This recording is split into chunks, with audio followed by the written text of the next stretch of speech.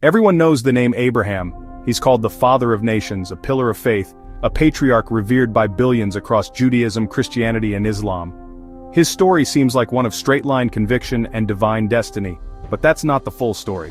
What if I told you that the man who would shape the course of world history was also a man who doubted God, and at times, feared for his own life? What if the legend you know is built on a foundation of very human struggles, painful mistakes, and terrifying uncertainty?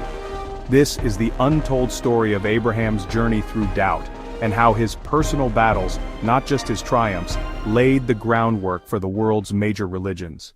Our story begins not with a bold hero, but with a man named Abram, living a settled, probably pretty comfortable life in Mesopotamia. He was 75 years old, an age when most people are thinking about their legacy, not starting a revolution. Then an unseen God gives him a staggering command: leave your country, your people, and your father's household and go to the land I will show you. Just imagine this. It's like being asked to burn your life's map and follow a whisper in the wind. Abram is told to abandon everything, his home, his culture, his security, for a destination that isn't even named. While we celebrate his obedience, we rarely consider the internal turmoil. The hardest journey wasn't the physical one, it was the one inside his own head. Abram had to fight the logical, rational fear that this was all just madness. He was stepping away from everything familiar and into profound ignorance, armed with nothing but a promise. His faith at this point wasn't a cozy certainty, it was a radical choice made in the face of overwhelming doubt. Abram's journey to Canaan was tough, but the real tests were just getting started. Soon after he arrived, a severe famine hit the land, forcing him and his entire household to seek refuge in the powerful and intimidating kingdom of Egypt. And it's here, in this foreign land, that the great patriarch's faith stumbles, revealing a raw and relatable human flaw: fear. Say you are my sister, so that I will be treated well for your sake, and my life will be spared because of you. This was a deliberate deception, a half-truth meant to mislead. It was as if his faith was a guiding star, but his fear was a thick fog that rolled in, making it impossible to see.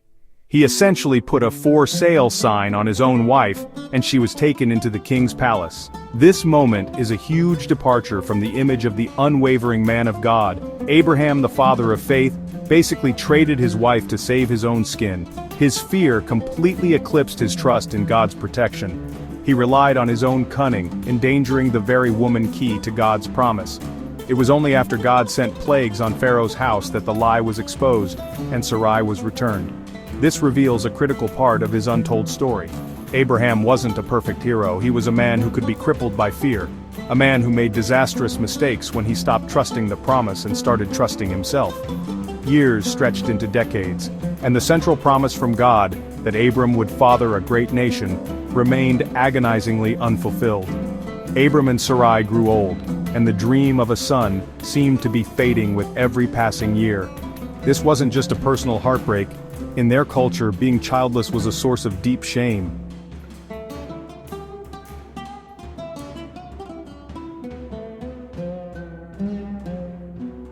She pushed Abram to take her Egyptian handmaiden, Hagar, to have a child for them.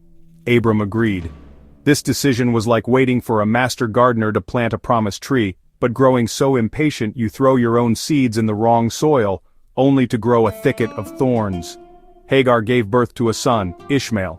But this human solution, born from a lack of faith, brought instant conflict into their home and created a legacy of strife. More importantly, Ishmael wasn't the child of the promise. Abraham's attempt to force God's hand was another failure, a lesson that his plans can't be rushed. It was a painful reminder that faith isn't just about believing in a promise, but having the patience to wait for it. What do you think is harder, taking a leap of faith into the unknown, or patiently waiting for a promise to be fulfilled? Let us know your thoughts in the comments below. 13 years after Ishmael's birth, when Abraham was 100 years old, the promised son, Isaac, was finally born to Sarah. The joy that filled their camp must have felt like the final triumphant end to their struggle. But Abraham's journey wasn't over. It was about to reach its terrifying climax. Some years later, God tested Abraham with a command that is almost impossible to comprehend. "Take your son," God said, "your only son Isaac, whom you love, and go to the land of Moriah. Offer him there as a burnt offering." In a gut-wrenching twist, this is widely cited as the first time the Hebrew word for love, ahava, appears in the Bible, to describe a father's love for the son he's now commanded to kill. This was the ultimate test. It went against reason, against fatherly love, and against the very promise God himself had made. The man who once acted out of fear now acted with a faith that's hard to even fathom. Before, he was like a nervous captain who kept grabbing the wheel to steer the ship himself. Now, he was trusting the ship's builder, even as it sailed toward what looked like the edge of the world. My son, God will provide for himself the lamb. This was a man in complete surrender. As Abraham bound Isaac and raised the knife, an angel intervened, providing a ram for the sacrifice. On that mountain, Abraham's journey came full circle. He learned that true faith wasn't about controlling the outcome, but about trusting the promiser, even when faced with the unthinkable. Abraham's journey, full of such intense personal struggle, didn't just transform him, it altered the course of human history. This man, who wrestled with doubt and fear, became the foundational patriarch for three of the world's great monotheistic religions. For Judaism, he is Avraham Avinu, Abraham our father, the man God established the everlasting covenant with that defines the Jewish people. For Christians, Abraham is a spiritual ancestor and the ultimate model of faith, the belief that we are made right with God by trusting him.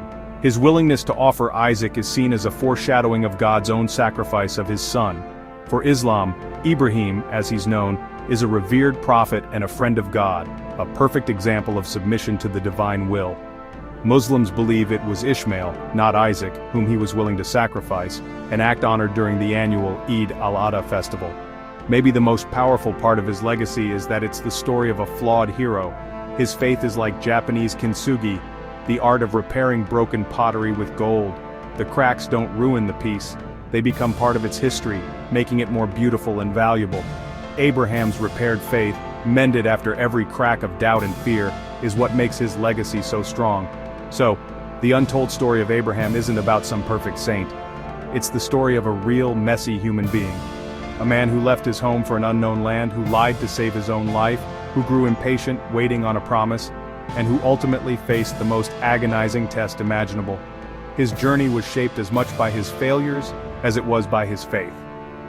And that's exactly why his story has resonated for thousands of years. It teaches us that faith isn't about being perfect. It's a dynamic, often difficult journey of wrestling with God, making mistakes, and growing through surrender. Abraham's struggles are what make his triumphs meaningful. His doubt is what makes his eventual trust so powerful. He is the father of faith, not because he never doubted, but because he always returned to it, allowing the cracks in his own certainty to be filled with a trust more resilient than gold.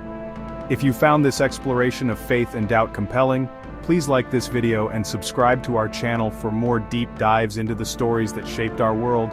And be sure to watch our next video on the hidden history of the Ark of the Covenant.